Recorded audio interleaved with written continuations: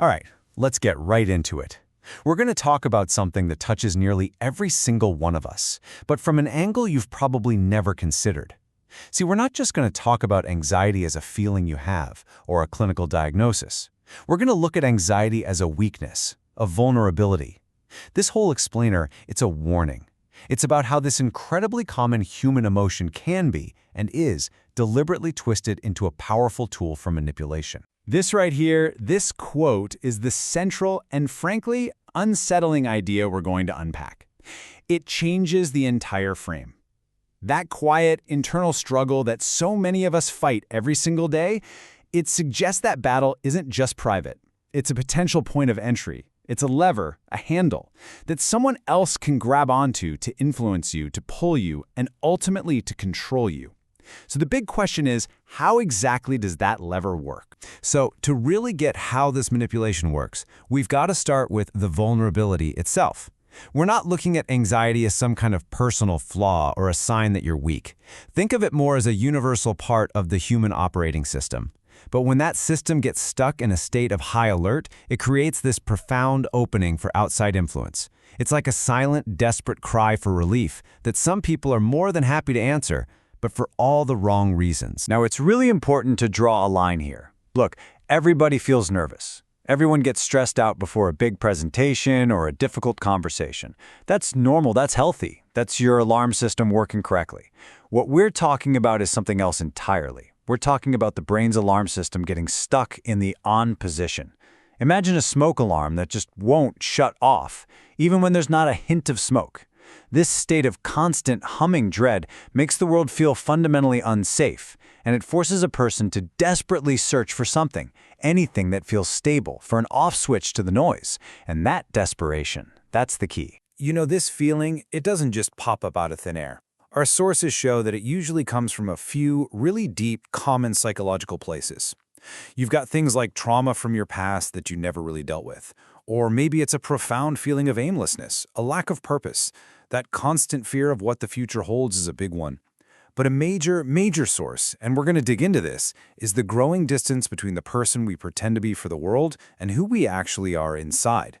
These aren't just random quirks, they're fundamental challenges of being human. To truly get to the bottom of this vulnerability, we have to go deeper. We need to look at the internal conflict that's pouring gasoline on the fire of this anxiety. The brilliant psychologist Carl Jung gave us a really powerful way to understand this.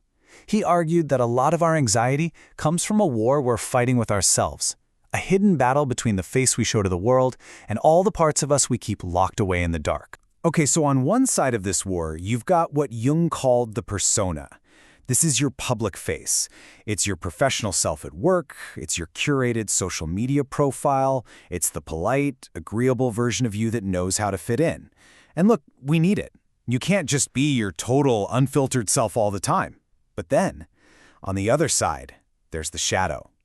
The shadow is everything you've pushed down into the basement of your psyche.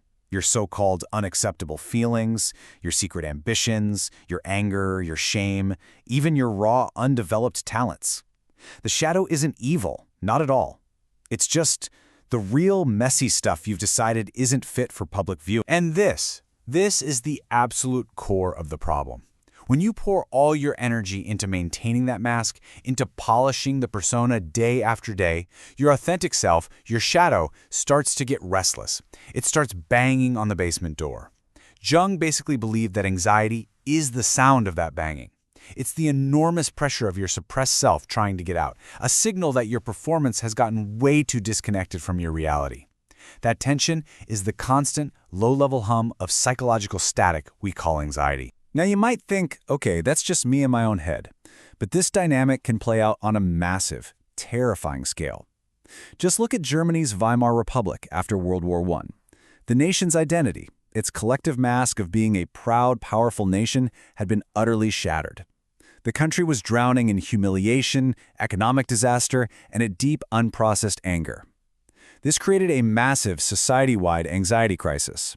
And instead of doing the hard work of facing those difficult shadow emotions, much of the population was seduced by a new, rigid, and brutal mask, an extremist ideology that promised absolute certainty, a clear enemy, and a return to order. It was a poison offered as a cure, and it shows just how dangerous things can get when this inner conflict is manipulated on a grand scale. Okay, so we've laid the groundwork. We see the vulnerability, this deep, churning anxiety born from a war inside ourselves. Now for the turn. We're going to shift from the why to the how. We're about to open up the manipulator's playbook and break down the specific, calculated tactics they use to exploit this very vulnerability. This stuff is methodical, it's psychological, and trust me, once you see it, you will not be able to unsee it. First up, and this one is just so incredibly powerful, project an absolute, unshakable sense of purpose. Just think about it for a second. When you feel lost, confused, directionless, and anxious, what is the single most attractive thing in the entire world? It's someone who knows exactly where they are going. This isn't just about having some goals. It's about radiating an energy of inevitability. They talk about the future with a kind of conviction that feels like a law of physics. For a mind swimming in chaos, that certainty is like a lighthouse in a storm. It's magnetic. And here's the really subtle, really manipulative genius behind this tactic. It's not about you just admiring their purpose from a distance. No. The seducer skillfully frames their own certainty as the direct solution to your uncertainty. The implicit promise, the subtext that you're meant to feel deep in your bones, is this: your chaos can end if you just walk with me. If you just align with my order, all your fears will fade away. This creates something much deeper than just attraction. It starts to build dependency. You begin to believe that the only way to quiet your own inner storm is to get on their ship. All right, on to tactic number 2. If that sense of purpose is the big magnet that pulls you in, then this next one, individualize the tension, well, that's the hook that sets itself deep. In our world of endless scrolling and notifications, true, focused attention is maybe the rarest and most valuable currency there is. An anxious person is constantly, quietly asking themselves, does anyone see me? Do I even matter?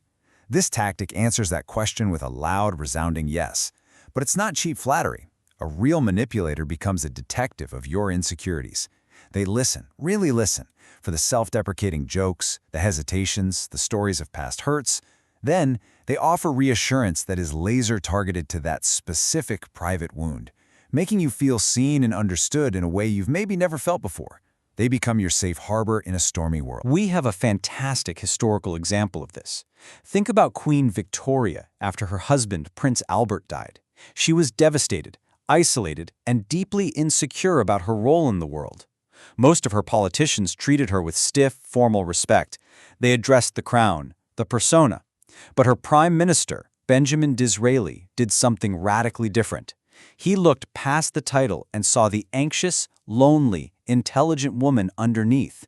He didn't just give her empty compliments. He engaged her as an equal, validated her opinions, and soothed her very specific fears of becoming irrelevant. He became her safe space, and in return, he earned her absolute loyalty and wielded immense political power. He seduced her mind by calming the storm inside. So, the trap has been sprung. The target feels safe, they feel seen, they feel like they finally have a guide. It feels like salvation. It feels like love. But this is where the story takes its inevitable dark turn, because now we have to talk about the final act, the consequence of this kind of deep emotional manipulation, the betrayal. A connection that is built on exploiting someone's wounds can only ever end in one way. This quote just cuts right to the bone, doesn't it? It highlights why this is so profoundly dangerous. This isn't a game. You're not just playing with someone's vanity or their ego. When you use these tactics, you are intentionally interacting with the most fragile, the most painful parts of another person's soul. Their old traumas, their biggest fears, their secret shames. By offering them relief, you are granted access to that sacred, wounded space inside them.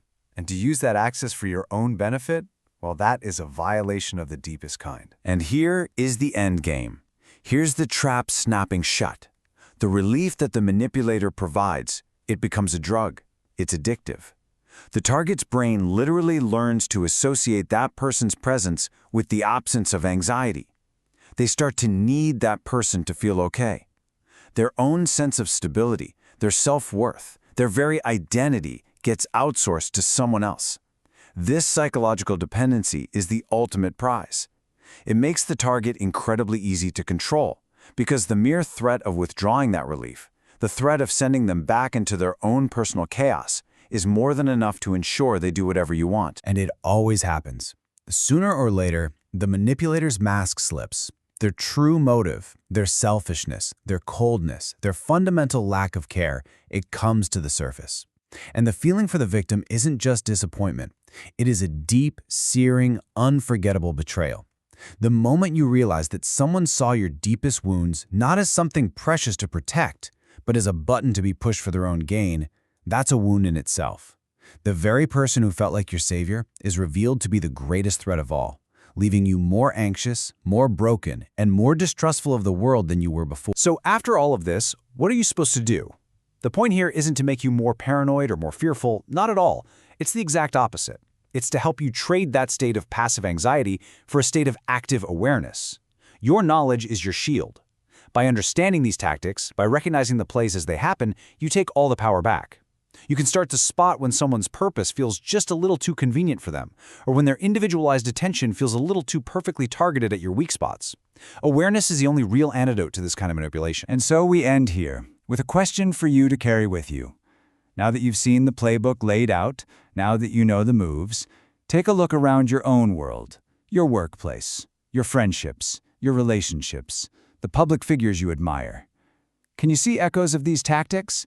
The goal isn't to start pointing fingers or making accusations. It's just to see with clear eyes. Because recognizing the game is the only way you can choose not to play.